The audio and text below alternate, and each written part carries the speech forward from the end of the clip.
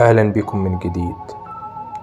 اللي هتحسوه دلوقتي مش مجرد فيلم، دي قصة حقيقية عن دمية اتقال إنها مسكونة واللي غيرت حياة ناس فعلا.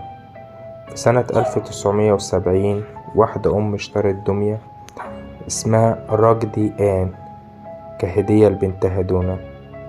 في البداية اللعبة شكلها بسيط جدا، لكن بعدها بدأت تتحرك من غير سبب، تظهر في أماكن مختلفة وتظهر رسائل غريبة مكتوبة على ورق مش من البيت. الحكاية وصلت لإيد ولورين وارين، محققين الظواهر الخارقة المشهورين، وقالوا إن الدمية ممكن تكون مسكونة بروح أو قوى شريرة. الحوادث موقفتش عند الحركة، الناس كانوا بيحسوا بغدوش على جسمهم، أصوات طرق في الحيطان، أضواء بتنطفي وتولع لوحدها، وكل ده حصل في البيت نفسه اللي فيه الدمية. والصورة الحقيقية للدمية بسيطة جدا مش زي الفيلم.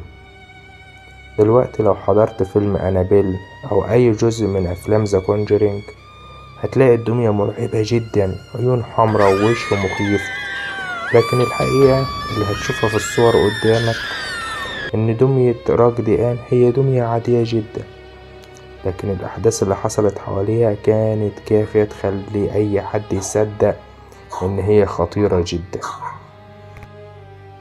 ده الفرق بين الحقيقة والخيال.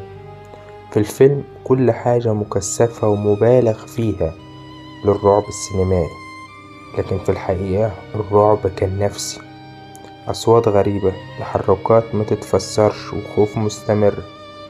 حتى لما الدمية حطوها في صندوق زجاجي دلوقتي برضو في إشاعات ورعب نفسي حواليها. لما تزور المتحف هتشوفها محطوطة في صندوق زجاجي، لكن عليها تحذير مكتوب لا تلمسها ولا تزعجها. لكن الناس اللي اتعاملوا معاها بيقولوا الجو حواليها غريب ثقيل، زي ان في شيء بيبص عليك. والفيلم مجرد نسخة مكثفة للرعب، لكن القصة الحقيقية لسه مستمرة. في ناس بيحكوا ان هم حسوا بالدمية بتتحرك او بوجود شيء حواليه حتى لو كانوا بعيد عنها. السؤال اللي بيفضل مع كل اللي بيسمع القصة، هل الروح اللي كانت بتتلاعب بأنابيل رجعت؟ وخليك فاكر دايما ان الحقيقة غير الخيال اللي في الأفلام، وافتكر دايما كركبة ما بتنتهيش واللي جاي أظلم بكتير. متنساش تعمل لايك واشتراك لو عجبك الفيديو.